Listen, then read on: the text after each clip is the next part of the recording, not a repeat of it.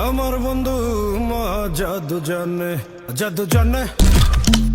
আমার বন্ধু মহাজাদু জানে জনপ্রিয় এই বাংলা গানেই যেন ফুটে উঠল দুই দেশের বন্ধুত্বের নতুন অধ্যায়।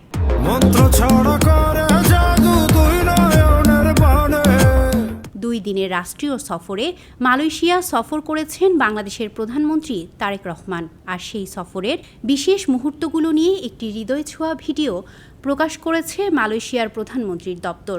মঙ্গলবার সকালে মালয়েশিয়ার প্রধানমন্ত্রী আনোয়ার ইব্রাহিমের ফেসবুক পেজে প্রকাশিত 2 মিনিট 40 সেকেন্ডের ভিডিওটিতে ব্যবহার করা হয়েছে হাবিব ওয়াহিদ ও মেহেরনি গড়ি রুস্তামের জনপ্রিয় গান মহাজাদু।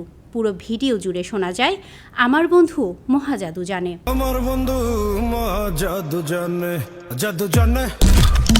ভিডিওতে স্থান পেয়েছে দুই দেশের সরকার প্রধানের বৈঠক, মধ্যাহ্নভোজ, সাংস্কৃতিক আয়োজন সহ সফরের নানা গুরুত্বপূর্ণ মুহূর্ত।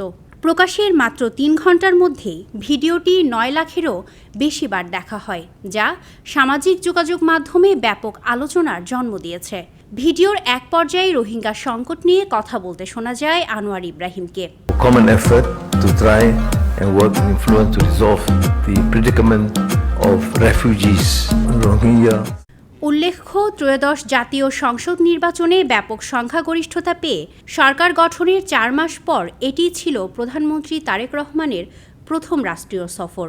যৌথ সংবাদ সম্মেলনে জিয়া পরিবারের সঙ্গে দীর্ঘদিনের সম্পর্কের কথাও স্মরণ করেন আনোয়ার ইব্রাহিম। তিনি বলেন, তারেক রহমানের প্রয়াত বাবা মায়ের সঙ্গে তাদের পরিচয় ছিল এবং বাংলাদেশের জনগণের প্রতি তারেক রহমানের ভালোবাসা ও দেশের উন্নয়নে তার অঙ্গীকারের প্রশংসা করেন তিনি।